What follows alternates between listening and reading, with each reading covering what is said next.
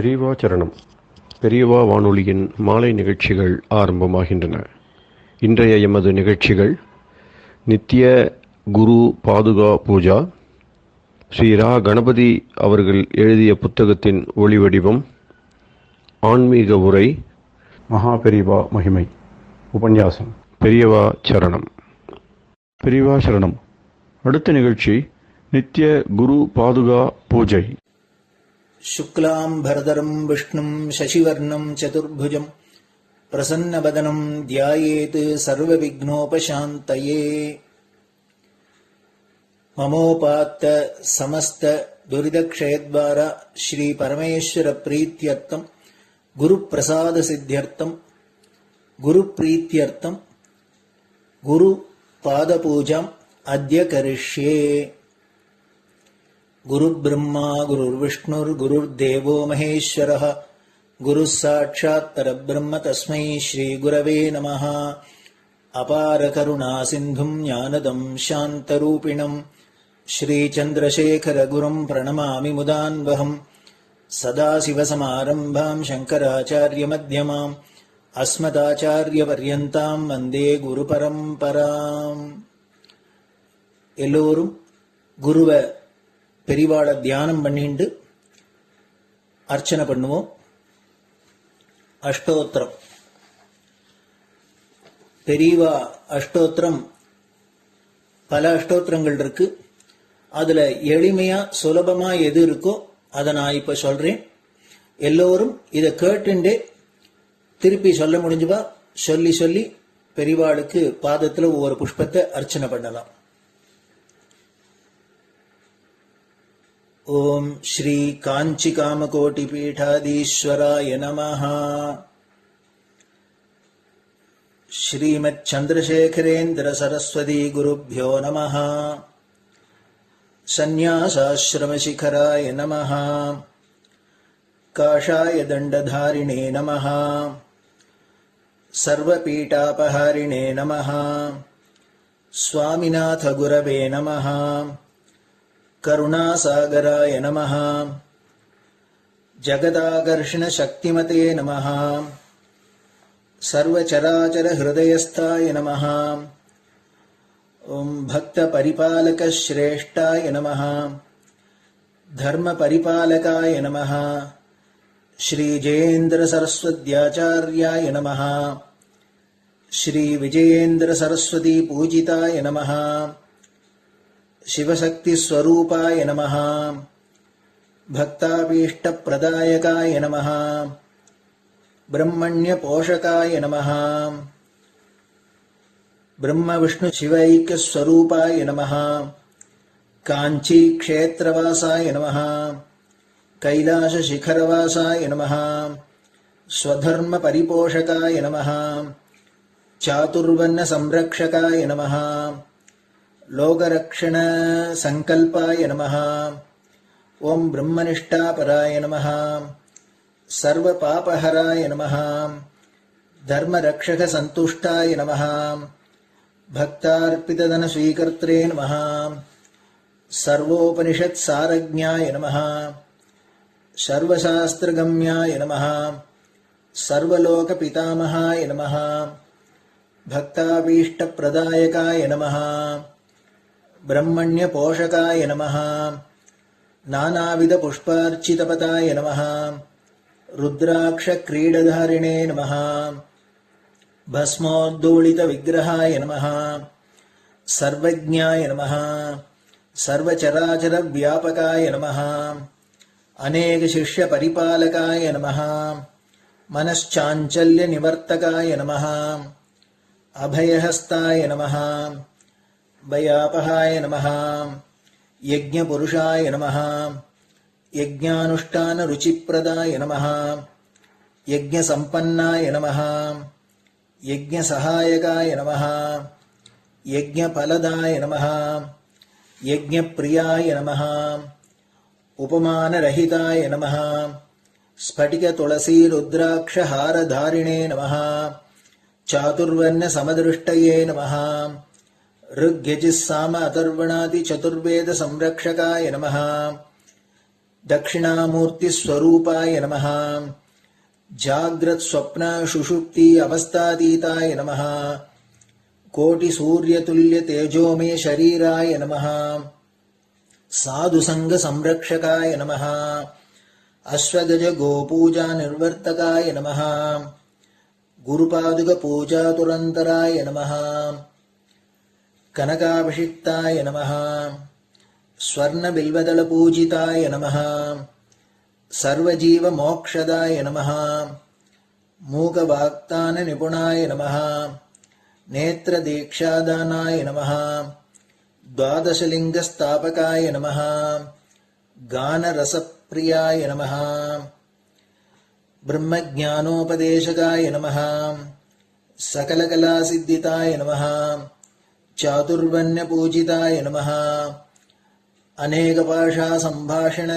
कोविताय नमः अष्टसिद्धिप्रदायकाय नमः ओम श्री शारदामठसुस्थिताय नमः नित्यान्नदानसुप्रीताय नमः प्रार्थनामात्रसुलभाय नमः पादयात्राप्रियाय नमः नानाविधमतपण्डिताय नमः श्रुतिस्मृतिपुराणज्ञाय नमः देवयक्षकिन्नरकिंपुरुषपूज्याय नमः श्रवणानन्दकरकीर्तये नमः दर्शनानन्दाय नमः अद्वैतानन्दभरिताय नमः अव्याजकरुणामूर्तये नमः शैव वैष्णवादिमान्याय नमः श्रीशङ्कराचार्याय नमः दण्डकमण्डलोहस्ताय नमः वीणामृदङ्गसकलवाद्यनाथस्वरूपाय नमः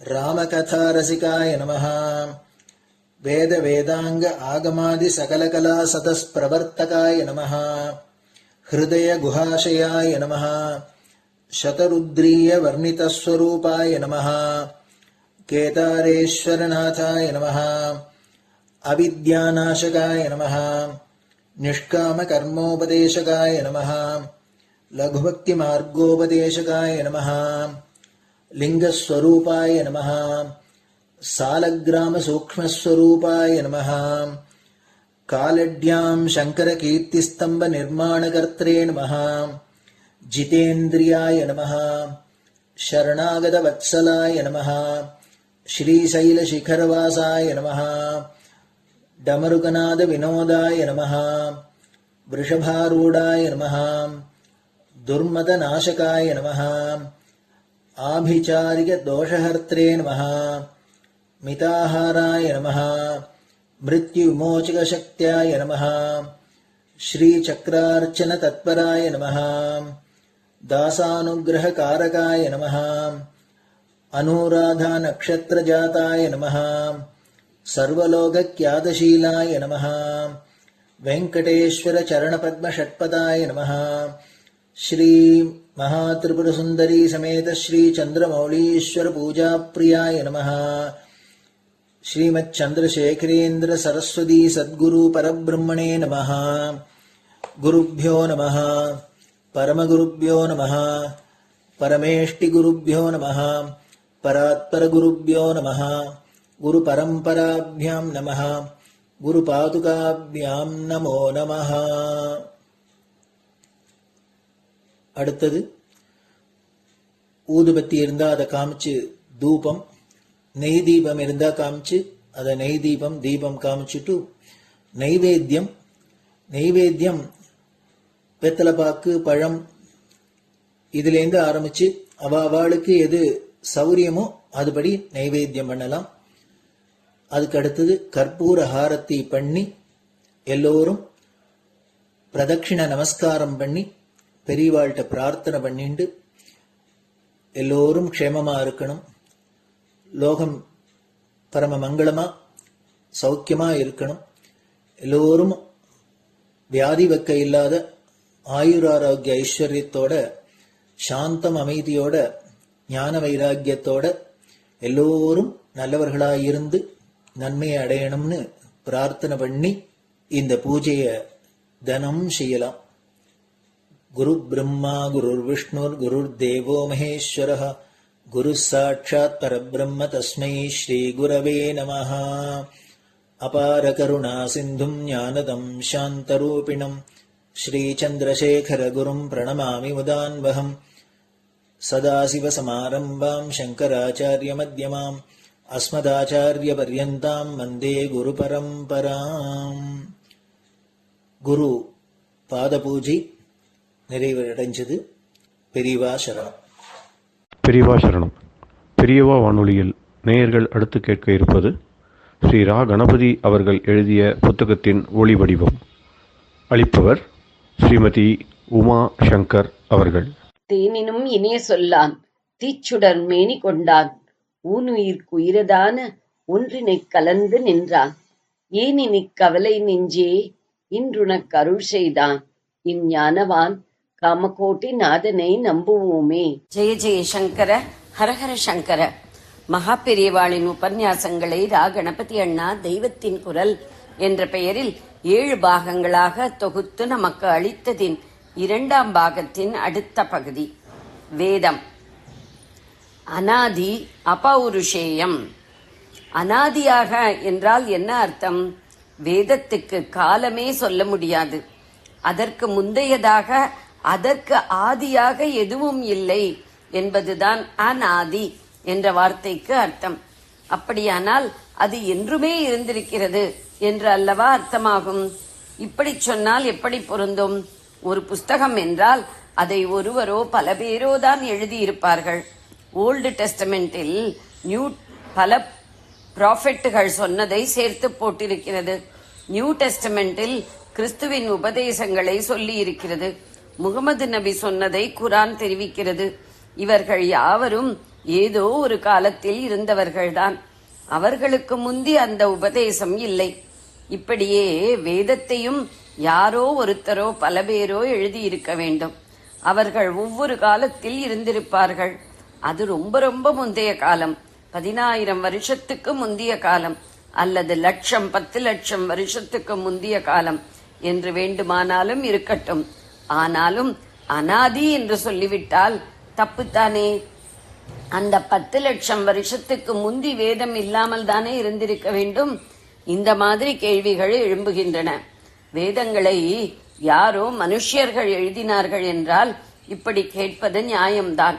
அதை அனாதி, ஆதியற்றது என்பது தப்புத்தான். ஆனால் இது சரிதானா? சரியாகத்தானே இருக்க வேண்டும். ஒரு புஸ்தகம் என்றால் அதை யாரோ மனுஷர்கள் தான் எழுதியிருக்க வேண்டும். அவர்கள் ஏதோ ஒரு காலத்தில் தான் தோன்றியிருக்க வேண்டும். அதனால் அனாதி என்பது சரியில்லைதான். இப்படி தோன்றுகிறது. வேதத்தை ரிஷிகள் என்ற மனுஷர்கள் பண்ணினார்கள் என்றுதான் நாம் நினைத்து கொண்டிருக்கிறோம். நாம் படித்த சரித்திர புஸ்தகத்தில் அப்படித்தான் போட்டிருக்கிறது. அதில் போட்டிருப்பது மட்டுமில்லை, வேதம் என்பது பல சூக்தங்களை கொண்டது. ஞானசம்பந்தரின் தேவாரம் என்றால் அதில் பல பதிகங்கள் இருக்கிற மாதிரி வேதத்தில் பல சூக்தங்கள் இருக்கின்றன. ஒவ்வொரு பதிகத்திலும் 10 செய்யுள்கள் இருக்கிற மாதிரி ஒவ்வொரு சூக்தத்திலும் பல மந்திரங்கள் இருக்கின்றன. சு பிளஸ் உக்தம் என்பதே சூக்தம். சு என்றால் நல்ல என்று அர்த்தம். சுகுணம், சுலோச்சனா என்றெல்லாம் சொல்லுகிறோம் அல்லவா? உக்தம் என்றால் சொல்லப்படுவது, அதாவது வாக்கு. சூக்தம் என்றால் நல்ல வாக்கு என்று அர்த்தம். சாஸ்திரோக்தமாக வேதத்தை சொல்கிற போது அதில் இருக்கிற ஒவ்வொரு சூக்தத்துக்கும் இன்னார் ரிஷி, அது இன்ன மீட்டரில் சந்தஸ் இருக்கிறது, அது இன்ன தேவதையை குறித்தது என்று சொல்லிவிட்டுத்தான் ஆரம்பிக்கிறோம். இப்படி அநேகம் ரிஷிகளின் பெயர்களிலேயே வேத மந்திரங்கள் இருப்பதால் இந்த ரிஷிகள்தான் இவற்றை பண்ணியிருக்க வேண்டும் என்று நினைக்கிறோம். ஒவ்வொரு ரிஷியும் இன்னார் பிள்ளை, இன்ன கோத்திரம் என்று அவர்களுடைய மூதாதைகளை குறிப்பிட்டு சொல்லி இருக்கிறது. அகஸ்தியோ மைத்ரா வருணிகி என்றால் மித்ரா வருணர்களின் பிள்ளையான அகஸ்தியர் என்று அர்த்தம். மதுச்சந்தா வைஸ்வாமித்ரகா என்றால் விஸ்வாமித்ர கோத்திரத்தில் வந்த மதுச்சந்த ரிஷி என்று அர்த்தம். இப்படி ஒவ்வொரு ரிஷியின் பேரில் மந்திரங்கள் இருக்கின்றன என்றால் அகஸ்தியர் பேரில் இருப்பது அவரது தகப்பனாரான மித்ரா வருணர்கள் காலத்தில் இல்லை. மதுச்சந்தரின் பேரில் இருப்பது விஸ்வாமித்திரர் காலத்தில் இல்லை என்றுதானே அர்த்தமாகும். அப்படியானால் அனாதி என்பது சரியில்லைதானே?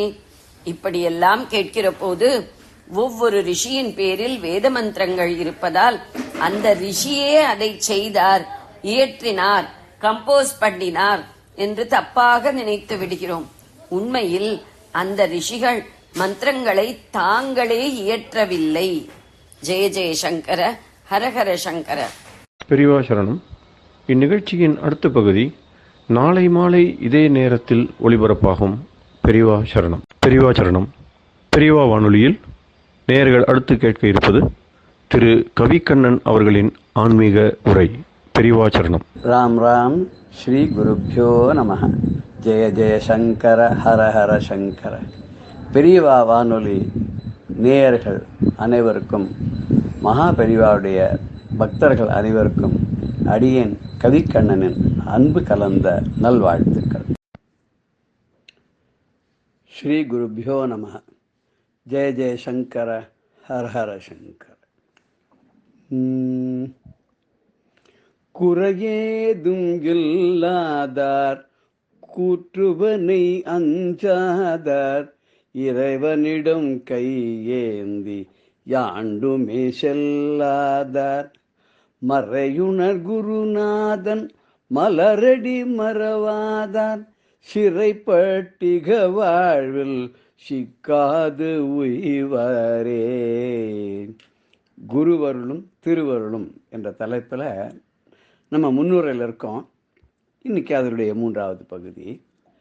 குறையே இல்லாதவர்கள், எனக்கு எந்த குறையும் இல்லை, நான் சந்தோஷமாக சௌக்கியமாக எல்லாம் நிறைஞ்சிருக்குன்னு சொல்கிறவா, அவளுக்கு எதை பற்றியும் பயம் கிடையாது.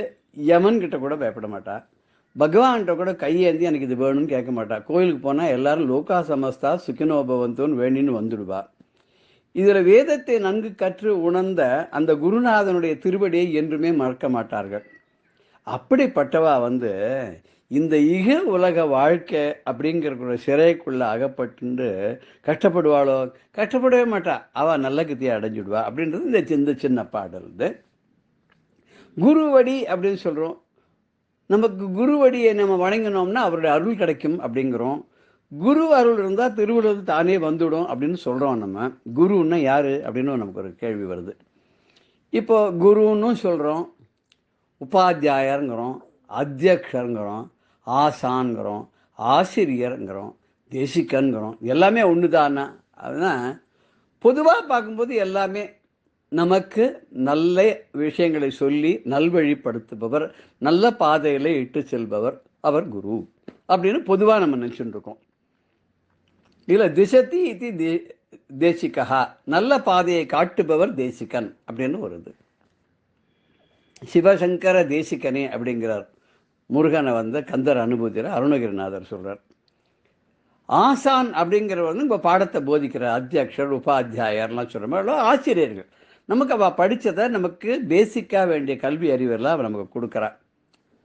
அதுக்கப்புறம் ஆச்சாரியன் அப்படின்னு சொல்லும்போது ஆச்சரதி இது ஆச்சாரியா, எப்படி நடக்க வேண்டுமோ அப்படி தான் நடந்து காட்டி தன்னுடைய குருகுலத்திலே வசிக்கக்கூடிய வாசம் பண்ணக்கூடிய தன்னுடைய சிஷ்யர்களையும் அதே வழியில் நடத்தி சென்று அவர்களையும் ஆசிரியர்களாக மாற்றுபவர் அவர் தான் ஆச்சாரியர். குரு அப்படிங்கிறவர் யாருன்னா ஒரு உலகத்துக்கே பொதுவானவர். அவர் எல்லாம் அறிந்தவர். குருனாலே பெருசுன்னு அர்த்தம். அவர் எல்லாம் உணர்ந்தவர், எல்லாம் அறிந்தவர். அவர் எல்லோரும் உய்விப்பவர். அவர் எல்லாவற்றையும் கடந்தவர். பாசபந்தங்கள் அற்றவர். அவருக்கு பாரபட்சங்கள்லாம் கிடையாது. எல்லாரையும் ஒரே மாதிரி ட்ரீட் பண்ணுறவர். இவா முக்கியம் அவா முக்கியம் அப்படின்லாம் கிடையாது. ஒரு எக்ஸாம்பிளுக்கு சொல்லணும்னா துரோணாச்சாரியார் அர்ஜுனன் மேலே மாத்திரம் பாசத்தை வச்சு தம் பிள்ளைக்கு கூட சொல்லிக் கொடுக்காத பல விஷயங்கள்லாம் சொல்லிக் கொடுத்தார். அதே ஏகலவ்யன் போய் கேட்டபோது சொல்லிக் கொடுக்க மாட்டேன்னு விட்டார். அவன் இவரை மாதிரி ஒரு பிரதிமையை பண்ணி வச்சு தினம் அதை வணங்கி அதையே ஆச்சாரியனை வரித்து எல்லா வித்தையும் கற்றுக்கிட்டான். அர்ஜுனனுக்கு சொல்லிக் கொடுக்காத, ஈவன் துரோணரே ப்ராக்டிஸ் பண்ணாத வெறும் விஷய ஞானம் மாத்திரம் அறிந்ததாக இருக்கக்கூடிய வித்தைகளை கூட இவனுக்கு நன்னா வந்துடுத்து. என்ன பண்ணிட்டாருன்னா, அர்ஜுனனுக்கு போட்டியாக வரக்கூடாது, தனக்கு போட்டியாகவும் இருக்கக்கூடாது, தன் பிள்ளைக்கு போட்டியாகவும் இருக்கக்கூடாதுன்னு சொல்லி அந்த ஏகலவ்யனுடைய வலது கை கட்டவரிலேயே குருதட்சணையாக வாங்கி விட்டார். இதெல்லாம் வந்து ஒரு தவறான உதாரணங்கள். குருன்றது குரு அப்படி எப்படி இருக்கக்கூடாதுன்றதுக்கு இதெல்லாம் ஒரு உதாரணம். குருவுக்கு நம்ம சோதனை பண்ணக்கூடாது. குருவை எப்பவுமே சோதனை பண்ணக்கூடாது. குருவுக்கு எல்லாமே தெரியும். அதனால் குருவை சோதனை பண்ணாத குருவை நம்ம ஏற்றுக்கணும். 2 பேர் என்ன பண்ணாலாம், விதண்டாவாதிகள். ஒரு இடத்துல ஒரு குரு இருக்கார் ஒரு ஆசிரமத்தில். இந்த 2 பேரும் போகிறாங்க. அதில் ஒருத்தன் சொல்கிறான், பார் இவர் வந்து பெரிய குருன்னு சொல்லிக்கிறார், எல்லார் மனசில் இருக்கிறதையும் சொல்லிவிடுவாரான், எல்லாருடைய கல்மஷங்களையும் போக்கிடுவாரான், உலகத்தையே திருத்தத்துக்காக வந்த பெரிய மகானா இவர். இப்போ பார் நான் போய் அவர்கிட்ட 2 கேள்வி கேட்குறேன், அந்த 2 கேள்வியில் அவர் எப்படி கவுந்து போயிட போகிறார் பார் அப்படின்னு சொல்லிட்டு போகிறானோம். போகிறச்சா அவரோட ஆசிரமத்தை தோட்டத்து வழியாக போகும்போது அப்படி கையில் ஒரு பட்டாம்பூச்சி அப்படி கையில் பிடிச்சிட்டு நேராக போயிட்டு குரு கிட்ட போகிறான். அவர்கிட்ட, நீர் தான் குருவோ இங்கே இப்போ புதுசாக வந்திருக்கிற ஆசிரமம் கட்டின்ட்டுனா, ஆமாம் என்னப்பா வேணும் உனக்கு சொல்லு. நீங்கள் எல்லாத்தையும் சொல்லுவேலாமே, மனசில் இருக்கிறதுலேருந்து எல்லாத்தையும் சொல்லுவேலாமே அப்படின்னு. தெரியலப்பா, அது அப்படி தான் எல்லாரும் சொல்லிக்கிறா, உனக்கு என்ன வேணும் கேளு, நீ வந்திருக்கே கேளு சொல்கிறேன்னு. என் கையில் என்ன இருக்கு சொல்லுங்க அப்படின்னு. அவர் பார்த்தார், இவன் வந்து தோட்டத்து வழியாக வந்தான், மிஞ்சி மிஞ்சி போனால் கையில் பூ வச்சுன்னு இருப்பான், இல்லைன்னா ஏதாவது ஒரு பட்டாம்பூச்சியை பிடிச்சின்னு வந்திருப்பான். சரின்னு ஒரு நிமிஷம் யோசனை பண்ணார். பூ வச்சிருந்தா ஒன்றும் சொல்ல மாட்டான், இது வேறு ஏதோ இருக்குது, அதனால் பட்டாம்பூச்சியாக தான் இருக்கும் ஊகம். என்ன பண்ணார், உன் கையில் ஒரு பட்டாம்பூச்சி வச்சுருக்கேன்னார். ஆஹா கரெக்டாக சொல்லிட்டாரு. உடனே சொன்னான், இந்த கேள்வி ஏதோ குருட்டாம்போக்கில் பதில் சொல்லிட்டார், அடுத்த கேள்வியை பாருன்னா. இந்த பட்டாம்பூச்சி கையில் உயிரோடு இருக்கா செத்து போயிடுதா அப்படின்னு கேட்டான். குரு ஒரு நிமிஷம் யோசனை பண்ணார். அப்பா நல்ல கேள்வி கேட்டிருக்க, இது பதில் சொல்கிறது ரொம்ப கஷ்டம்தான், இருந்தாலும் நான் முயற்சி பண்ணி சொல்கிறேன். உன் கையில் இருக்கிற பட்டாம்பூச்சி உயிரோடு இருக்குமா செத்து போயிடுமாங்கிறது நீ தான்ப்பா அதை டிசைட் பண்ணணும். நான் உயிரோடு இருக்குன்னு சொன்னேன், நீ கசக்கி கீழே போடுவேன். அது செத்து போயிடுதுன்னு நான் சொன்னேன்னா பறக்க விட்டுடுவேன். ஸோ அது உயிரோடு இருக்கிறதோ உயிரோடு இல்லாத இருக்கிறது உன் கையில் தான் இருக்குன்னு. இதுலேருந்து அந்த குரு என்ன சொல்ல வர்றாருன்னா, நீ உருப்படுறதும் உருப்படாத போகிறதும் உங்ககிட்ட தான் இருக்குது, உன் தலையில் தான் எழுதியிருக்கு அப்படிங்கிற மாதிரி. இது குருவுடைய லட்சணங்களை பற்றி நிறைய பெரியவாள்லாம் சொல்லியிருக்கா. ஒரு குரு எப்படி இருக்கணும், ஒரு சிஷ்யன் எப்படி இருக்கணும், இதெல்லாம் ரொம்ப அழகாக வந்து பெரியவாள்லாம் நமக்கு சொல்லி கொடுத்துருக்கா. ஒரு குரு எப்படி இருக்கணுமானா, நல்ல வேத அத்தியனம் செய்திருக்கணுமா, அதை ஓதி ஆராய்ஞ்சு பாபம் இல்லாதவர்களாக இருக்கணுமா. பாபம் இல்லாதவராக இருக்கிறதோட ஆசையினால் பாதிக்கப்படாதவராக இருக்கணும். பிரம்மத்தை நன்கு அறிந்த வித்தகராக இருக்கணுமா. ரொம்ப அடக்கத்தோடு இருக்கணுமா. தனக்கு எல்லாம் தெரியுன்றதுனால இருக்கக்கூடாதான். நம்ம கூட கதையெல்லாம் பார்த்துருக்கோம், வசிஷ்டரையும் பார்த்துருக்கோம், விஸ்வாமித்திரையும் பார்த்துருக்கோம். 2 பேரும் 2 விதமான உதாரணங்கள்வா. சீடன்கிட்ட எதுவும் எதிர்பாராதவராக இருக்கணுமா. காரணம் இல்லாமலே கருணையோட சிஷ்யனோட முன்னேற்றத்திலையும் அவனுடைய க்ஷேமத்திலையும் ஈடுபாடு உடையவராக, பாரபட்சம் பார்க்காத, தனக்கு தெரிஞ்சது எல்லாத்தையும் ஒழிக்காம சீடனுக்கு முற்றிலும் கற்றுத்தந்து, அவனுக்கு ஒரு ஆத்ம பந்துவா தாயா தந்தையா எல்லாமா இருந்து, அந்த சீடனுடைய சாதனைகளெல்லாம் கூட தானே மகிழ்ந்து அவன் ஆசீர்வாதம் பண்ணி, அவன் தன்னையே மிஞ்சக்கூடிய ஒரு சூழ்நிலைக்கு போனாலும் அதனால சந்தோஷப்படுபவராகும், அந்த சீடனை ஊக்குவிப்பவராக இருக்கணுமா. இப்படின்னு விவேக் சூடாமணிலாம் ஆச்சாரியா சொல்கிறா. இப்படிப்பட்ட சூட நம்ம வந்து குருவை நம்ம பார்க்கறதுங்கிறது ரொம்ப கஷ்டம். அப்படிப்பட்ட குரு கிடைச்சாக்க என்ன பண்ணணுமா சிஷ்யன் தெரியுமோ, அந்த குருவை நேர தேடி போய் தம் ஆராத்திய குரும் பக்தியா பிரஹ்வஹா பிரஸ்ரய சேவனைஹி பிரசன்னம் தம் அனுப்பிராப்பிய பிரிச்சேத்து ஞாத்தவியம் ஆத்மனஹா அப்படின்ற. இப்படிப்பட்ட ஒரு குருவை வினயம், பக்தி, ஈடுபாடு, முயற்சி, சேவை, ஆற்றல், தன்னடக்கம் இத்தனை குணங்களோடு கூடியவனாக ஒரு சீடன் அவர்கிட்ட போய் அவரை பணிந்து அவரை ஆராதித்து பக்தியோடு அணுகி, அது மாத்திரம் இல்லை, ரொம்ப பணிவோட வினயமான வார்த்தைகளை சொல்லி அவரை நமஸ்காரம் பண்ணி அவருக்கு சுஷ்ரூஷை சேவைகள்லாம் பண்ணி என்ன தெரிஞ்சுக்கணும்னு நினைக்கிறானோ அதை வந்து பக்தியோடு அவருக்கு எப்போ அவர் பிரசன்னமாக இருக்காரோ, அவர் எப்போ ஃப்ரீயாக இருக்காரோ அப்போ போய் அவர்கிட்ட கேட்டு தெரிஞ்சுக்கணுமா. அவர் வந்து ஏதோ ஒரு முக்கியமான வேலையில் இருக்கும்போது எனக்கு இந்த சந்தேகம் சொல்லுங்க அப்படின்னு கேட்கக்கூடாது. அவர் எப்போ ஃப்ரீயாக இருக்காரோ, அவர் எப்போ சொல்லிக் கொடுக்கக்கூடிய மனோபாவத்தாக இருக்காரோ. அந்த காலத்தில் சங்கீதம் கற்றுக்க போன நிறைய சிஷ்யர்கள்லாம் பிற்காலத்தை பிரபலமாக வந்தவா. அவள்லாம் என்ன பண்ணுவாளான்னா, குருவோட வீட்டிலேயே இருந்து அவர் ஆத்தங்கரைக்கு குளிக்க போனான்னா அவர் கூடவே போய் அவருக்கு துணி துவைச்சி போட்டு அவருக்கு வேண்டிய சிசுவேஷங்கள்லாம் பண்ணி கொடுத்து அவர் ஸ்நானம் பண்ணிட்டு இருக்கும்போது பாடிகிட்டே இருப்பாரான். அப்படி ஸ்நானம் பண்ணிட்டு இருக்கும்போது பாடும்போது ஒரு அபாரமான கற்பனைகள்லாம் வருமா, அதெல்லாம் அப்பப்போ கேட்டு பாடலாம். இப்படியெல்லாம் கத்துண்டா தான் வரும்னா அந்த குருவை பார்த்து இந்த சிஷ்யன் என்ன பண்ணுமான்னு தெரியுமா? விவேக சூடாமணியில் சொல்கிற 36, 37 சொல்லிட்டு வரும்போது, சுவாமின்னு நமஸ்தே நதலோக பந்தோ காருண்ய சிந்தோ பதித்தம் பவாப்தௌ மாம் உத்தர ஆத்மீய கட்டாட்ச திருஷ்டியா ருஜ்வியா அதிகாருண்ய சதாபிவிருஷ்டியா. ரொம்ப மிகுந்த கருணை உம்முடைய கட்டாட்ச அமிர்தத்தால அதை நாலா பக்கம் வருஷிக்கக்கூடியவராக இருந்து சரளமான தங்களுடைய கடைக்கண் பார்வையால என்னை கை தூக்கி விடுங்கோ, நான் இந்த சம்சார சாகரம்ன்ற கடல்ல நான் விழுந்து மூழ்கி நான் அப்படியே பத்தித்தனா இருக்கேன், என்னை நீங்க காப்பாத்துங்கோ அப்படின்னு சொன்னாதான் அவ என்ன பண்ணுவா? சாந்தாக மகாந்தோ நிவசந்தி சந்தோ வசந்தவத் லோகஹிதம் சரந்தः தீர்ணாக ஸ்வயம் பீம பவார்ணவம் ஜனான் அஹேதுனா அஞ்ஞானபி தாரயந்த. இந்த வசந்த ருத்துவை போல இந்த உலக ஹிதத்தை மனதில் கொண்டு அதற்காக அவர்களை உலகத்தை உய்விக்க முன்னேற்றத்திற்காக அவர் பாடுபட்டு தாங்களும் எல்லாவற்றையும் கடந்தவர்களாக இருந்து கொண்டு எந்த காரணமும் இல்லாத மற்ற ஜனங்களையும் கூட பயங்கரமான இந்த சம்சார கடலை தாண்ட வைப்பதற்காக தன்னாலான அத்தனை முயற்சிகளும் செய்து மிகவும் சாந்த சுபாவமாக உடையவளாக இருந்து கொண்டு பெரிய சாதுக்களாக இந்த பல பெரியோர்கள் இந்த உலகத்தில் வசித்து கொண்டுதான் இருக்கிறார்கள். அப்பேற்பட்டவாளை என்ன பண்ணோம் அப்படின்னு கேட்டால், தத்வித்தி பிரணிபாதேன பரிப்பிரஷ்னேன சேவையா உபதேசந்தி தே ஞானம் ஞானினஹா தத்துவதர்சனஹான்னு கீதையில் பகவான் சொல்கிற மாதிரி நம்ம ஞானிகளை அணுகி அவளுக்கு சேவை செய்து விழுந்து வணங்கி கபடமில்லாத கேள்விகளெல்லாம் அவகிட்ட கேட்டு அந்த பரதத்துவத்தை அறிந்தவர்களாக இருக்கக்கூடிய அந்த ஞானிகள் அப்போதான் நமக்கு அதை உபதேசிப்பா. எப்போ நமக்கு உபதேசம் செய்வா அப்படின்னு நம்ம காத்துன்றிருந்து அவாக்கிட்டேருந்து அதை நம்ம கற்றுக்கணுமே தவிர நம்ம ஒரு அதிகாரத்தோடையோ ஒரு ஆக்கிரமிப்போடையோ நம்ம ஒரு ஆணவத்தோடையோ போய் நம்ம குரு கிட்ட போனோன்னா நமக்கு அதெல்லாம் கிடைக்காது. அதனால குருவும் சரி ஷீடனும் சரி ரெண்டு பேருமே பரஸ்பரம் அதை தான் சகனாபவது சகனோ புனக்து சகவீரியம் கரவாவகை தேஜஸ்வினாவதி தமஸ்து மா வித்விஷாவகை ஓம் சாந்தி சாந்தி சாந்தின்னு உபனிஷத்துக்கெல்லாம் சொல்கிற மாதிரி குருவும் சிஷ்யனும் சேர்ந்து அந்த பரம்பொருளை ஆராதித்து ரெண்டு பேரும் அந்த பாடத்தை ஆரம்பிக்கிறதுக்கு முன்னாடி என்ன வேண்டிக்கிறான்னா, ஏ பரம்பொருளே பரபிரம்மே, நாங்கள் ரெண்டு பேரும் நல்ல முறையில் இந்த குரு சிஷ்யாளாக விளங்கி நானும் எல்லாவற்றையும் அவருக்கு கற்றுக் கொடுத்து அவரும் எல்லாவற்றையும் என்னிடமிருந்து கற்றுக்கொள்ள உம்முடைய அனுகிரகத்தையும் ஆசியும் நமக்கு வழங்குவீர்களாக.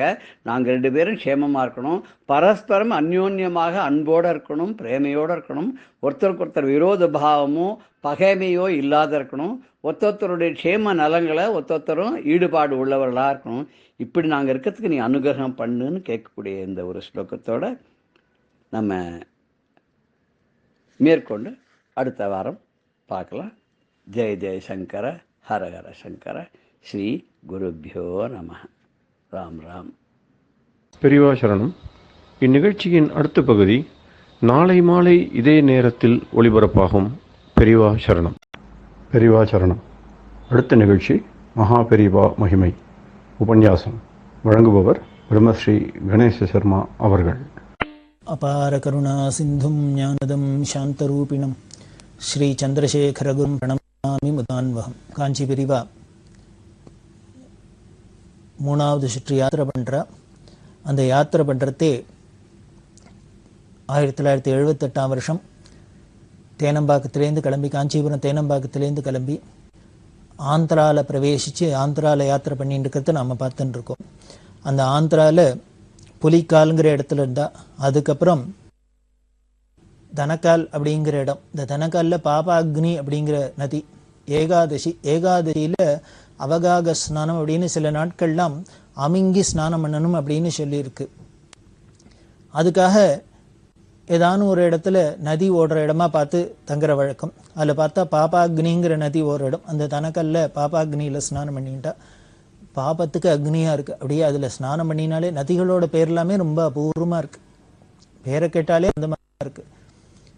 அதில் ஸ்நானம் பண்ணி இருந்தா நதிக்கு பேர் ஜலம், அதில் இருக்குது நதியில் இருக்குது, அதுக்கு பேர் என்னென்னு அக்னின்னு இருக்குது, பாப அக்னி. அப்படியே பஸ்மம் பண்ணிவிடுமா பாபத்தெல்லாம். அதில் ஒரு தூரம் மூழ்கி எழுந்தா அப்படி பாபாக்னியில் ஸ்நானம் பண்ணிட்டா.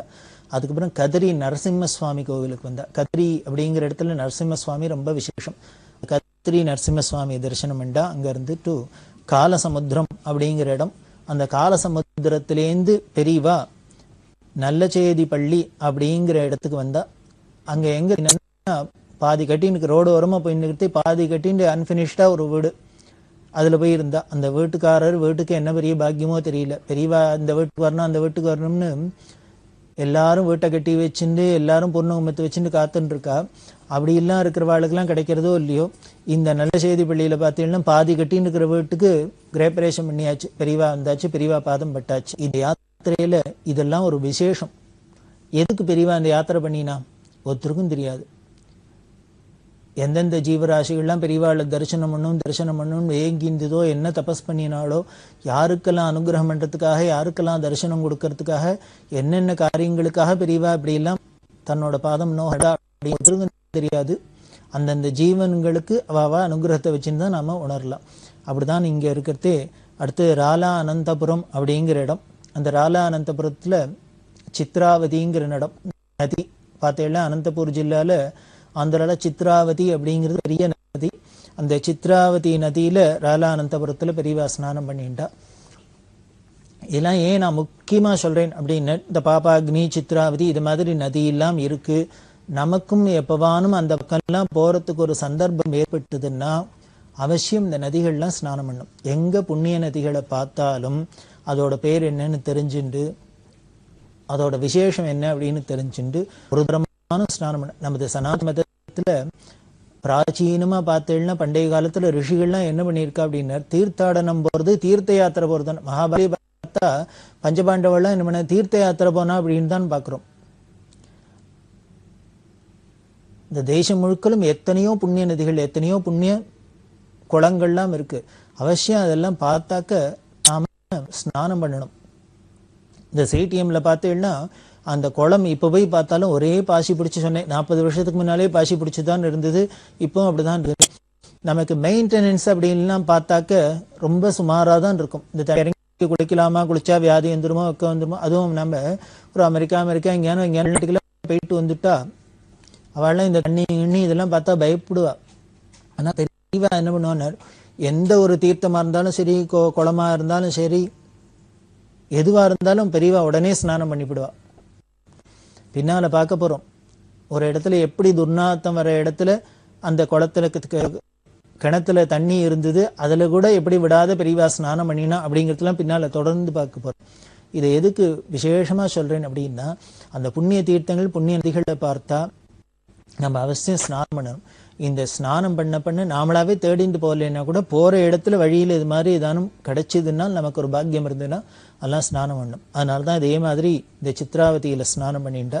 அதுக்கப்புறம் தம்மாபுரம் அப்படிங்கிற இடத்துக்கு வந்தால், இந்த தம்மாபுரத்தில் வந்திருக்கிறதே தான் புதுப்பிரிவா ஜெயேந்திர சரஸ்வதி பெரியவாளை தரிசனம் பண்ணிட்டா. புதுப்பிரிவாளுக்கு ரொம்ப தாபம். பெரியவா இந்த வயசில் கிளம்பி இப்படி தனியாக ஒண்டியாக யாத்திரை பண்ணுறாளே, எதுக்காக இப்படி போறா? பெரியவா அழகா சௌக்கியமா மடத்தோடயே இருக்கலாமே, தேனம்பாக்கத்துல இருந்தா கலவையில இருந்தா அவளுக்கு என்ன, எங்க இருந்தாலும் அதுவும் காஞ்சிபுரத்துக்குள்ள இருந்துட்டாக்க இருந்தாலும் பரம சௌரியம்தான். இப்படி 84 வயசுக்கு மேல கிளம்பி பெரியவா அப்படி கால் நோக நடந்துன்னு போறாளே அப்படின்னு சிஷ்யரான புதுப்பிரிவாளுக்கு ரொம்ப தாபம். அவளே பிரார்த்தனையெல்லாம் பண்ணியிருக்கா. இந்த தம்மாபுரத்துல பார்த்து பெரியவா எல்லாம் ஒன்றும் அலைய வேண்டாம், மடத்தோட இருக்கணும் அப்படின்னு சொல்ல. ஆனா பெரியவா என்ன, அதை முதல்ல சொல்லிட்டேன், யாருக்காக எந்தெந்த புண்ணியாத்மாக்களுக்கெல்லாம் அனுகிரகம் பெரியவா சங்கல்பம் பண்ணாலோ, அவள் பிரார்த்தனை பண்ணிட்டாலோ, அந்த அவளோட தபஸ் பலிக்கிறதோ அதுக்காக நடந்துன்னு போயிட்டு இருக்கா. அப்படி தம்மாபுரத்தில் இருக்கிறதே தான் புதுப்பிரிவா பெரியவாளை தரிசனம் பண்ணிட்டா. அதுக்கப்புறம் பெரியவா தொடர்ந்து அனந்தபூருக்கு போகிறா. அனந்தபூரில் சங்கர மடம், அந்த அனந்தபூரில் சங்கர மடத்தில் தங்கியிருந்தா. அதுக்கப்புறம் அனந்தபூர் கேம்ப்லேருந்து தர்மாவரம் அப்படி இடம் அந்த தர்மாவரத்தை முடிச்சுட்டு அங்கே ஒரு மாலேனப்பள்ளி அப்படின்னு ஒரு இடம், அதில் ஷாயப்பா ஃபார்ம் ஹவுஸ் அப்படின்னு ஒன்று, ஷாயப்பான்னு ஒருத்தர், அவர் அந்த ஊரில் கர்ணமாக இருந்தவர். அந்த பெரிய ஃபேமிலி, அவளுக்கு பெரிய ஃபார்ம் ஹவுஸ் இருக்குது, அதில் பெரியவா தங்கியிருந்தா. இந்த ஷாயப்பா ஃபேமிலி என்னென்னா, பெரியவா 45 வருஷத்துக்கு முன்னால் காசி யாத்திரை பண்ணினா அப்படின்னு பார்த்தோம். இந்த காசி யாத்திரை பண்ணிட்டே சிடிஎம் இந்த இடத்துக்கு வழியால் தானே பேருக்கா, அப்படி பேருக்கிட்டே இந்த ஷாயப்பா அவரோட சம்சாரத்தோட 45 வருஷத்துக்கு முன்னால் பெரியவா காசி யாத்திரை பண்ணுறதே பூர்ண கும்பெல்லாம் கொடுத்து பெரியவாளை அங்கே கௌரவப்படுத்தி பெரியவாளுக்கு ரிசீவ் பண்ணி எல்லாம் பண்ணியிருக்கார். அவள் ஃபேமிலி இல்லாமல் இருக்குது. இப்போ 45 வருஷத்துல திருப்பி அவளுக்கு இன்னொரு சான்ஸ். இப்போ பெரியவா அந்த இடத்துக்கு போனால் அப்படி இருக்கிறதே அந்த ஊர்லேருந்து கிளம்பி போந்தலவாடி அப்படிங்கிற இடம் அங்கே போனால், அதுக்கப்புறம் நடிமித்தோலு அப்படிங்கிற இடம், கொண்டாபுரம், இப்படி எல்லாம் ஒரு அதன் பெரியவா தாடிபத்திரிங்கிற இடத்துக்கு வந்தால். இந்த தாடிபத்திரி அநேகமாக எல்லாருக்கும் பிரபலமான ஒரு ஊர். இந்த தாடிபத்திரியில் பெரியவா இருக்கிறதே அங்கே வெங்கடேஷ பெருமாள் கோவில் இருக்குது. அதே மாதிரி புக்க ராமலிங்கேஸ்வரா கோவில் அப்படின்னு ஒன்று இருக்குது. 13ஆம் நூற்றாண்டை சேர்ந்த ஒரு கோவில். இந்த தாடிபத்திரியில் இந்த புக்க ராமலிங்கேஸ்வர கோவிலை அவசியம் எல்லாரும் பார்க்கணும். ஒரு சில்பக்கலை அதிசயங்கள் அப்படின்னா கொட்டி இருக்கும். அந்த சில்ப அதிசயங்களை பார்த்தா பிரமிச்சு போறாப்புல தான் இருக்கும். பெரிய இடிபாடுகளுக்கு உள்ளால தான் இருக்கு, இருந்தா கூட ரொம்ப பிரமாதமா இருக்கும் இந்த புக்க ராமலிங்கேஸ்வர கோவில்.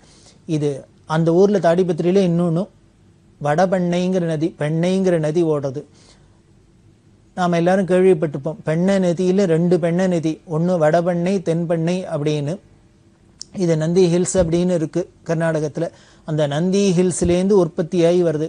நந்தியோட ஒரு மூக்குலேருந்து இடது மூக்குலேருந்து ஒன்று, வலது மூக்குலேருந்து 2 நதி உற்பத்தி ஆகி வருது. அப்படி வர நதி தான் ஒன்று தென்பெண்ணைன்னு பேர், ஒன்று வடபெண்ணைன்னு பேர். தென்பெண்ணை அப்படிங்கிறது இங்கே தமிழ்நாட்டில் இருக்குது, விழுப்புரம் தாண்டி இருக்குது, பண்ருட்டி கிட்ட இருக்குது அப்படிங்கிறதுலாம் பார்க்குறோம். இந்த வடபெண்ணை நதி தான் இங்கே ஓடுறது. இந்த வடபெண்ணை ரொம்ப விசேஷமான பினாக்கினி அப்படின்னு பேர் அதுக்கு. அதை தட்சிண பினாக்கினிம்போம், இந்த வடபெண்ணையை உத்தர பினாக்கினி அப்படின்னு சொல்ல வழக்கம். இந்த உத்தர பினாக்கினி அப்படிங்கிற அந்த நதிக்கரையில் தான் இந்த புக்க ராமலிங்கேஸ்வரர் கோவில் இருக்குது. ஒரு கரையில் இந்த புக்க ராமலிங்கேஸ்வர கோவில், இன்னொரு கரையில் வெங்கடேஷ பெருமாள் கோவில். அதில் இந்த தாடிபத்திரியில் இருந்தால் அந்த கோவில் ரொம்ப விசேஷமாக இருக்குது. அது போய் பெரியவா மெனக்கெட்டு பார்க்கணும் அப்படின்னு உலகத்துக்கு காமிக்கணும் அப்படிங்கிறதுக்காக போனாப்புல இருந்து அங்கே எல்லாம் இருந்தால். அதுவும் கொண்டபாடு அப்படிங்கிற இடத்துக்கு வந்துட்டு அங்கேருந்து குத்திங்கிற இடத்துக்கு வந்தா. குத்தியில் பெரியவா இருந்து திம்மம் செர்லா அப்படிங்கிற இடத்துக்கு வந்தா. இந்த திம்மம் செர்லால ஒரு ஹனுமார் கோவில், அந்த ஹனுமார் கோவிலில் தங்கியிருந்தா. அப்படி இருக்கிறதே இந்த திம்மம் செர்லால இருக்கிறதே பெரியவா கிளம்பிட்டா, யாத்திரை கிளம்பிட்டா. அப்படியே கனமழையான மழை பெய்யறது, கொட்டுறது. கூட இருக்கிறவாள்லாம் போக வேண்டாம் போக வேண்டாம் போக வேண்டாம் அப்படின்னா பெரியவா கேட்கல. கனமழையும் பொருட்படுத்தாத பெரியவானா எப்படி போனான்னு சொட்ட சொட்ட நனைஞ்சிருந்து எல்லாரும் நனைய பெரியவா இந்த திம்மம் செர்லாலேருந்து கிளம்பி குண்டக்கல்லுக்கு வந்தா. குண்டக்கல்ல கன்னிகா பரமேஸ்வரி அப்படிங்கிற கோவில். ரொம்ப சில விஷயங்கள்லாம் அந்த சமயத்தில் பார்க்குறதே ரொம்ப மனசுக்கு தாபமாக இருக்கும், நமக்கு வேதனையாக இருக்கும். ஐயோ, இப்படி இந்த தள்ளாத வயசில் பெரியவா அந்த கரடு அந்த ரோடெல்லாம் பார்த்தேன்னா எப்படி திரும்ப கரடு முரடாக இருக்கும். காட்டு பாதையும் மேட்டு பாதையும் இருக்கும், கல்லு முள்ளுமா இருக்கும். அதில் பெரியவா இந்த வயசில் இப்படி கொட்டுற மழையிலையும் நினைஞ்செல்லாம் போனால் கூட இருக்கிற வாழ்க்கைலாம் எப்படி இருக்கும்? கண்ணால் ரத்தம்தான் வரும். ஆனால் என்ன காரணம் ஏதுன்னு தெரியாது. பெரியவா அப்படிதான் யாத்திரையை தொடர்ந்துருந்தா. அந்த குண்டக்கல்ல கன்னிகா பரமேஸ்வரி கோவிலில் வந்து தங்கினா. அந்த கன்னிகா பரமேஸ்வரி கோவிலில் தட்டு இப்படி பண்ணுற யாத்திரையில் சில இடம் கார்த்தால ஒரு இடம், ராத்திரி ஒரு இடம், கார்த்தால ஒரு இடம், ராத்திரி ஒரு இடம், இப்படியும் நடந்திருக்கா. சில ஊரில் ஏகாதசி அப்படின்னு வந்துருத்துனா அந்த ஏகாதசி அன்னைக்கு அதே இடத்துல இருப்பா. அதுக்கப்புறம் துவாதசி அன்னைக்கு அதே இடத்துல இருந்துட்டு அப்புறம் கிளம்புவா. இப்படி சித்தம்போக்கு சிவம்போக்கு அப்படின்னு இங்கே இதுக்கு ஒன்றும் ஸ்பெசிஃபிகேஷன்லாம் கிடையாது. இத்தனை நாள் இருப்பா, இங்கே இத்தனை நாள் இருப்பா, இன்னைக்கு யாத்திரை பண்ணுவா, இப்போ யாத்திரை அதெல்லாம் கிடையாது. கார்த்தால பாட்டுக்கு நடந்துருப்பா, சாயந்தரம் நடப்பா, ராத்திரி நடப்பா, கார்த்தால நடப்பா, ராத்திரி நடப்பா, சாயந்தரம் அவள் தோணினபடி போயிட்டே இருப்பா. எல்லாரும் வேற ஒன்றுமே சொல்ல முடியாது, பின்னால் திறந்து போக வேண்டியதான். இந்த கண்டிஷன்லாம் முன்னாலேயே சொல்லிட்டா. காஞ்சிபுரத்தை எல்லையிலேயே கேட்டாச்சு, என்ன ஏது என்னன்னு ஒரு கேள்வியும் கேட்கக்கூடாது, பெஷாத கூட நடந்து வரணும் அப்படின்னு. அப்படி குண்டக்கல்லேருந்து கதேகால் அப்படிங்கிற இடத்துக்கு வந்தா. இந்த கதேகால்லேருந்து ஜோலதர்ஷி அப்படிங்கிற இடத்துக்கு வந்தா. இந்த ஜோலதர்ஷியிலேருந்து தான் ஆந்திரா கர்நாடகா பார்டர். இப்போ பெரியவா தன்னோட யாத்திரையில தமிழ்நாட்டிலேருந்து கிளம்பி ஆந்திராவுக்கு வந்து, ஆந்திரால பல ஊர்ல நான் சில ஊர் பெயரை சொல்லியிருக்கேன், நிறைய ஊர் பெயரை விட்டு இருக்கு. அப்படி முக்கியமான சில இடங்கள் பெயரை மட்டும் நான் காதலியான விட்டோம். ஏன்னா அந்தந்த ஊர் பக்கம் போனோம்னா யாரானுக்கும் இந்த பெயரை பார்த்தோன்னே, ஓ இந்த இடத்துல தானே பெரியவா திருப்பம், இந்த இடத்துல தானே பெரியவா இருந்திருப்பா அப்படின்னு பெரியவாளை ஸ்மரிச்சுக்கிறதுக்கு இது ஒரு ஆப்பர்ச்சுனிட்டியா இருக்கும். அதனால தான் ஸ்பெசிஃபிக்காக வேணும்னு இந்த ஊரோட பேர்லாம் சொல்கிறேன். இல்லையா எதுக்கு சார் இப்படி ஊர் பேரை சொல்ல, பல பேருக்கு தோணலாம் அங்கே என்ன நடந்தது சொல்லுங்கோ அப்படின்னு. நமக்கு இந்த விஷயங்கள் நடந்தது, இந்த அதிசயங்கள் இதிலேயே தான் நமக்கு புத்தி இருக்கும். அது இருக்கட்டும், அவசியம் அதெல்லாம் தெரிஞ்சுக்கணும். இருந்தால் கூட இந்த பேரு ஊர் யாத்திரையெல்லாம் சொன்னால் எத்தனை ஊர் எத்தனை க்ஷேத்திரம் இதெல்லாம் அந்த இடத்துக்குலாம் நாம் போகிறதே இல்லை. அந்த ஊரை காதில் எடுத்து உட மேப்லேயோ எங்கேயோ பார்க்குறோம், படத்துல பார்த்தா கூட அந்த இடத்த பார்த்தா அந்த ஊர் பேரை பார்த்தா, ஓ இந்த இடத்துல தானே பெரியவா இருந்திருப்பா, இந்த இடத்துல தானே பெரியவா இருந்திருக்கா, இந்த கோவில்ல தானே இருந்திருக்கா, இந்த நதியில தானே ஸ்நானம் பண்ணி அப்படின்னு பெரியவா ஸ்மரணை வரத்துக்கு இது ஒரு சந்தர்ப்பமா இருக்கும். அதனால தான் நான் வேணும்னு இதை சொல்லிட்டு இருக்கேன். அப்படி இருக்கிறதே ஜோலதர்ஷி அப்படிங்கிற இடத்துல தான் கர்நாடகா எல்லை ஆரம்பம். கர்நாடகா எல்லைக்குள்ள பெரியவா காலை வச்சு ஹகரிங்கிற இடத்துக்கு வந்தா. பெரியவா சரணம். இந்நிகழ்ச்சியின் அடுத்த பகுதி நாளை மாலை இதே நேரத்தில் ஒளிபரப்பாகும். பெரியவா சரணம். பெரியவா சரணம். அடுத்த நிகழ்ச்சி திருவாசக இன்னிசை. வழங்குபவர் ஸ்ரீ சத்குருநாத தேசிகர் அவர்கள். பெரியவா சரணம். திருச்சிற்றம்பலம். குயில் 10 கீதம் இனிய குயிலே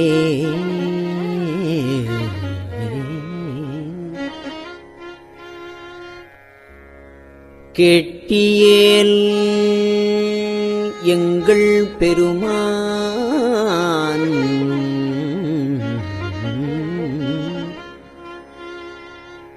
பாதம்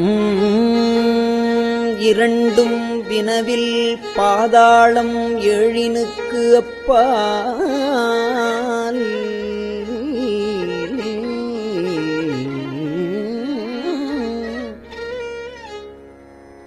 கீதம்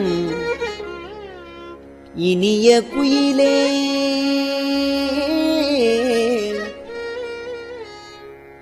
கேட்டியேல் எங்கள் பெருமான் பாதம் இரண்டும் வினவில் பாதாளம் ஏழினுக்கு அப்பால் சோதிமணி முடி சொல்லின் சொல்லிறந்து நின்ற தொன்மை சோதி மணி முடி சொல்லின் சொல்லிறந்து நின்ற தொன்மை ஆதிகுணம் ஒன்றுமில்லான் அந்தமிலான் வர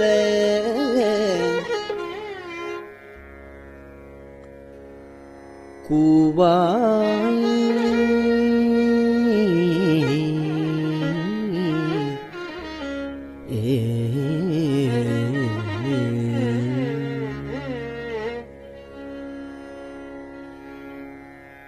ஏர்தரும் ஏழுலகேத்த எவ்வுருவும் தன்னுருவாய்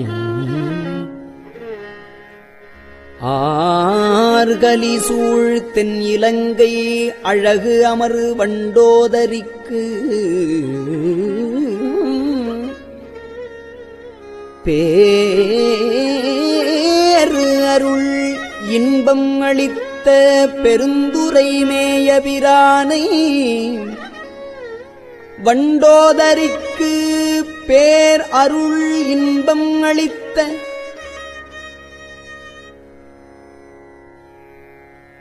பெருந்துரை மேயபிரானை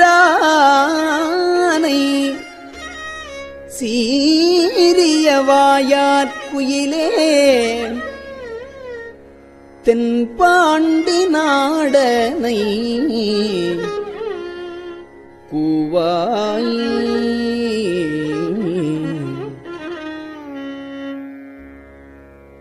நீல உருவின் குயிலே நீல உருவின் குயிலே நீள்மணி மாடம் நீலாவும்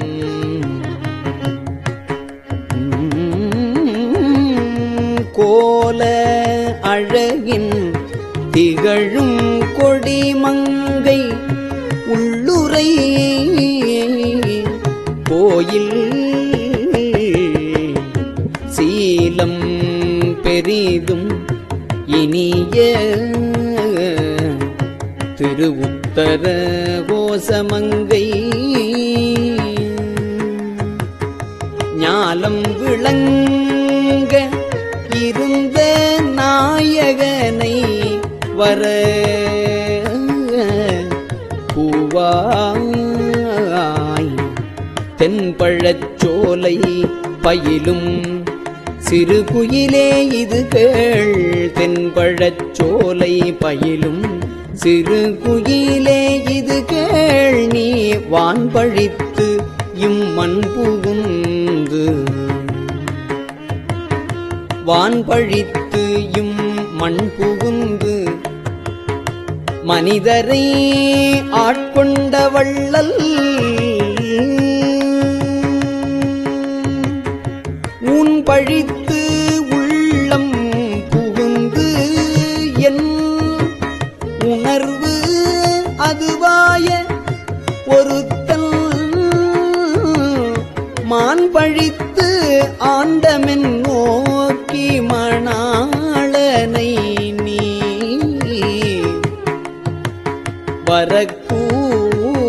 வரக்கூவாய்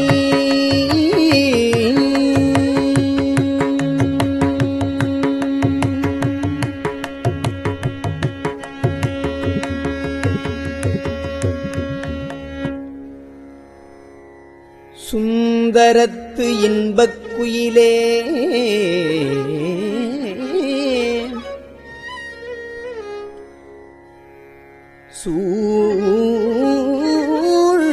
சுடரு ஞாயிறு போல அந்தரத்தே நின்று இழிந்து இங்கு அடியவர் ஆசை அறுப்பான் முந்தும் நடுவும் முடிவுமாகிய மூவர் அறியா சிந்துர சேவடியானை சேவகனை வரக்குவாய்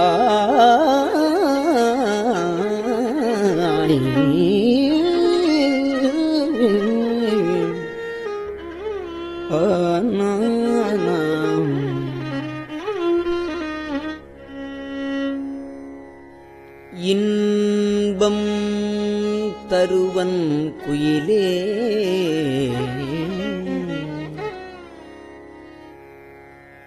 ஏழுலகும் முழுது ஆளி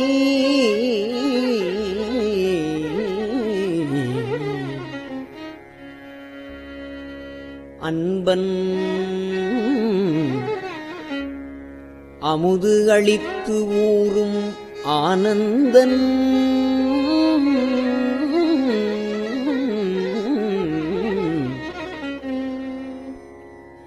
இன்பம்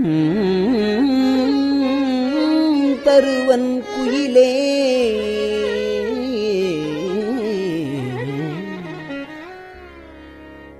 ஏழுலகும் முழுது ஆளி அன்பன் அமுது அளித்து ஊரும் ஆனந்தன் வான் வந்த தேவன் நன்பொன்மணி சுவடு ஒத்த நற்பரிமேல் வருவானை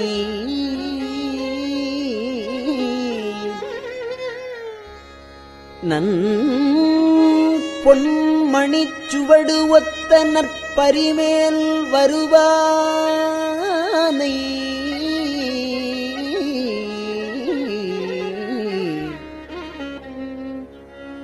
கொம்பின்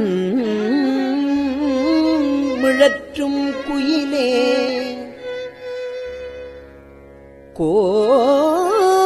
கோகழிநாதனைக் கூவாய்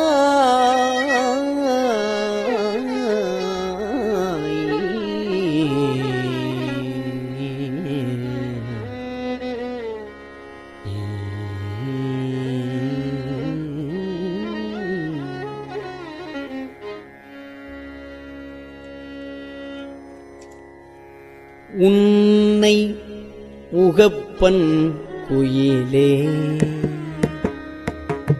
உன்னை உகப்பன் குயிலே உன் துணை தோழியும் ஆவன் உன்னை உகப்பன் குயிலே உன் துணை தோழியும் ஆவன் பொன்னை அழித்த நன் மேனி புகழில் திகழும் அழகன் மன்னன் பரிமிசை வந்த வள்ளல் பெருந்துரை மேய தென்னவன் மன்னன் பரிமிசை வந்த வள்ளல் பெருந்துரை மேய தென்னவன் சேரலன் சோழன் சீர்புயங்கன் வர பூவாய்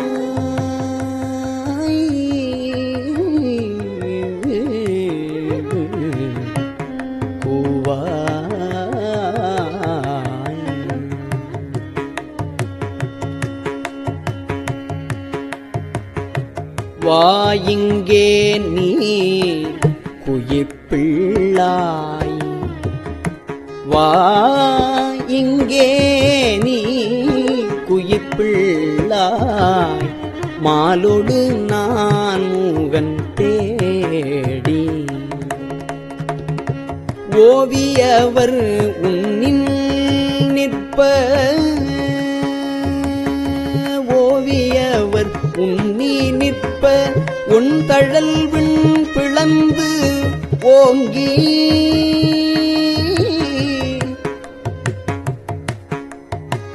மேவி அன்று அண்டம் கடந்து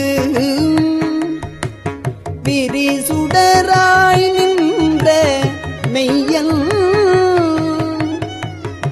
தாவி வரும் பரிப்பாகன் தாழ்சடையோன் வரக்கூவாய்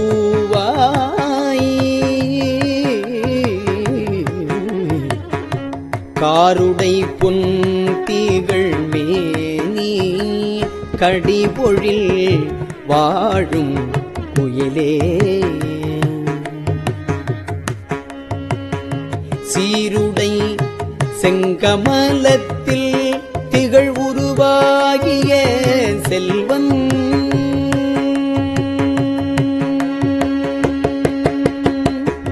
பாரிடை பாதங்கள் காட்டி பாசம் அறுத்து எனை ஆண்ட ஆருடை அம்பொனின் மேனி அமுதினை நீ வர கூவாய்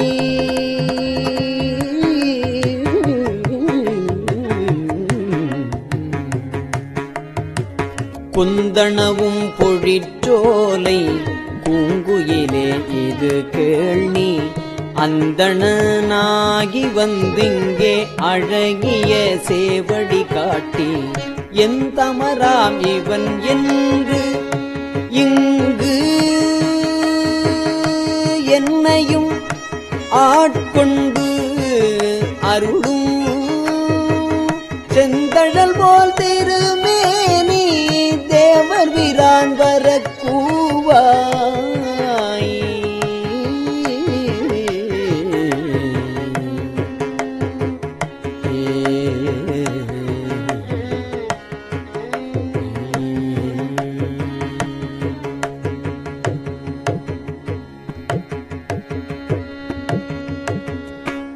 திருச்சிற்றம்பலம்.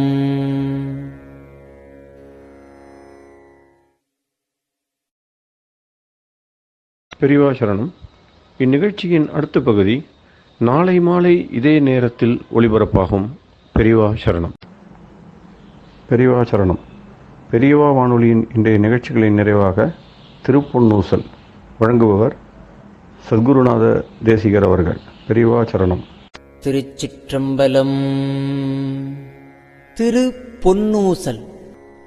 முன்னீரும் ஆதியும் இல்லான் முனிவர் குழாம்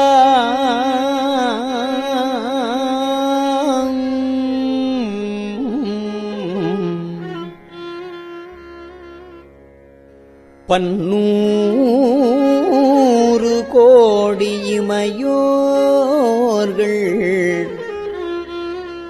தாம் நிற்ப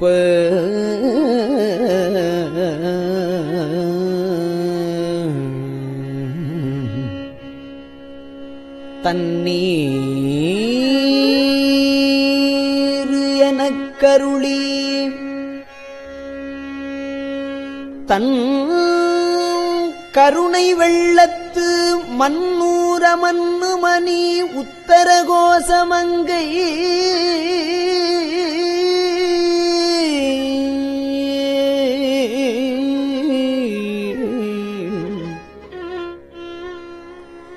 மன்னூர மன்னுமணி உத்தர கோசமங்கை மின்னேறு மாடவியன் மாளிகை பாடி மாளிகை பாடி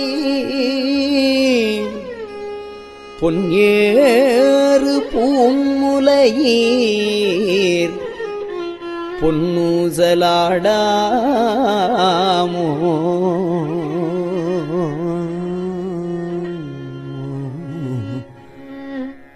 நான்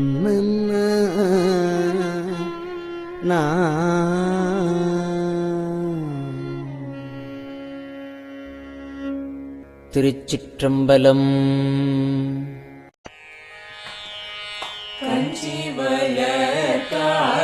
கஞ்சிவயக்காமாட்சி தன் குழந்தாய் சங்கரரே கஞ்சிவயக்காமாட்சி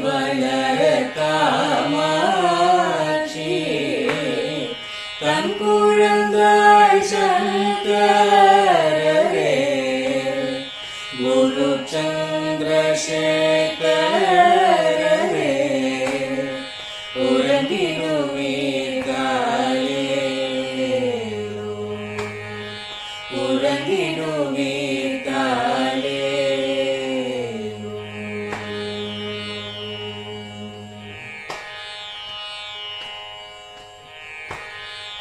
ஆதிகுரு சங்கரராய் அன்றொரு நாள் வந்தவரே அறுபத்து எட்டாகும் ஏகபதி காலே ஏழுலகும் பூப்பவரே காப்பவரே கடப்பவரே எல்லோர்க்கும் அருள்பவரே உலகிடுவீர்காலே அயனுடனே மாலவனோ தேடிய போர் பதத்தவரே அருமை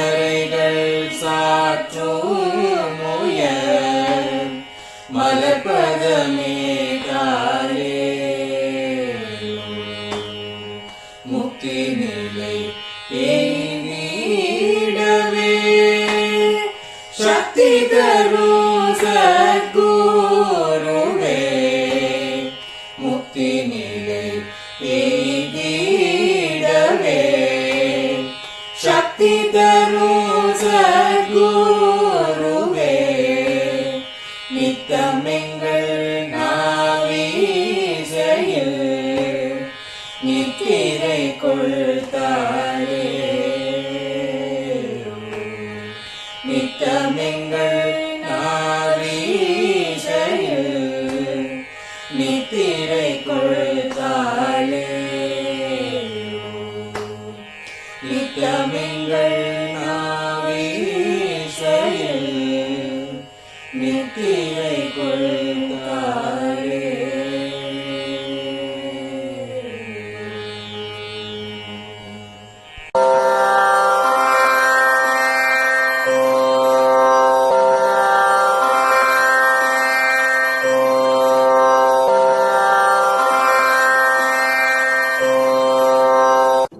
பெரியவா சரணம்.